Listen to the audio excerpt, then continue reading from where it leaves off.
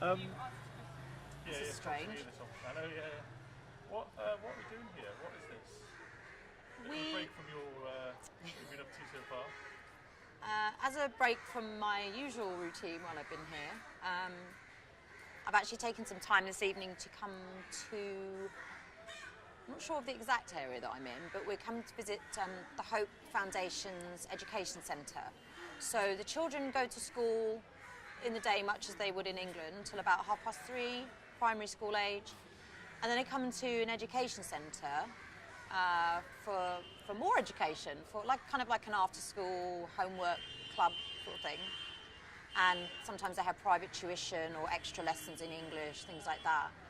And from what I've heard, they really embrace learning and being educated. They want to improve their lives, they want to educate themselves, and it's amazing. And the education centre is filled with children, usually who are sponsored by people around the world, in England and America and wherever really.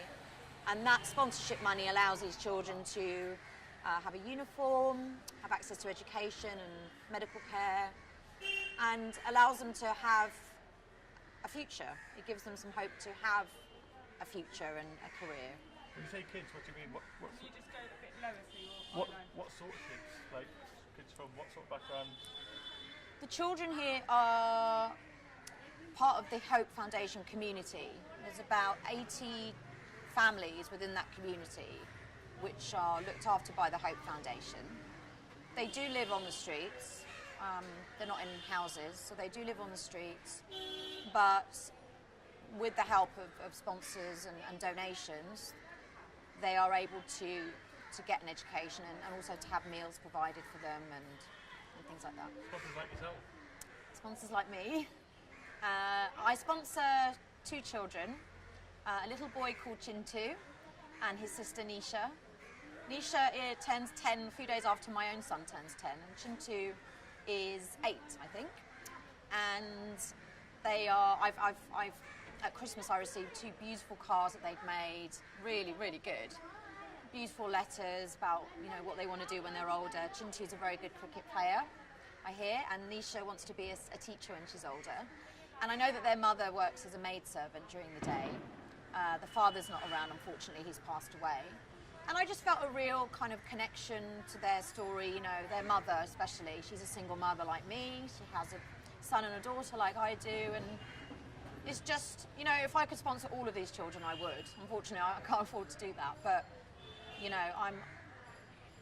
I call them my other children, and I haven't met them yet, but I'm going to. Why sponsor children from India, you personally?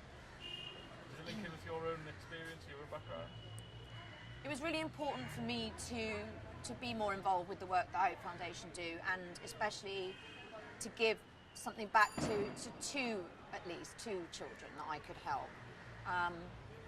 The work that Hope Foundation do is so important, and the kind of work that they do and the kind of opportunities they provide for families to stay together as a unit is vital. And I just think I felt a real affinity with them ever since I was in touch with them in the UK with my good friend Karin, who used to run Hope there. And it got me thinking that if the Hope Foundation had been founded in 1974, there may have been the hope that my mother may have been able to keep me with her. She would have had that support and that backup that she so desperately needed.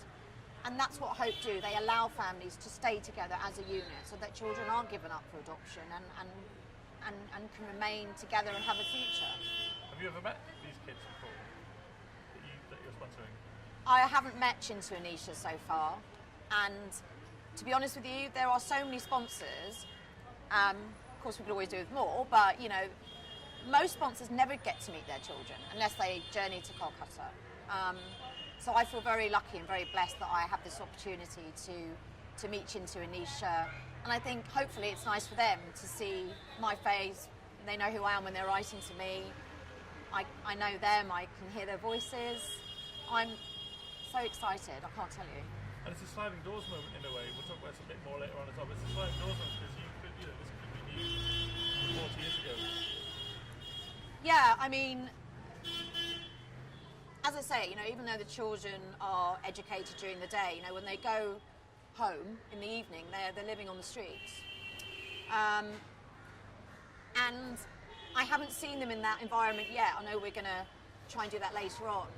But that will really kind of hit home to me that could easily have been me. And that would have been my brother and my sisters when they were younger, living that sort of life. And I didn't lead that life, as we know, but I could well have done, yeah. And how does that feel, finally? How does that feel looking at the life that you could have led before you go into it?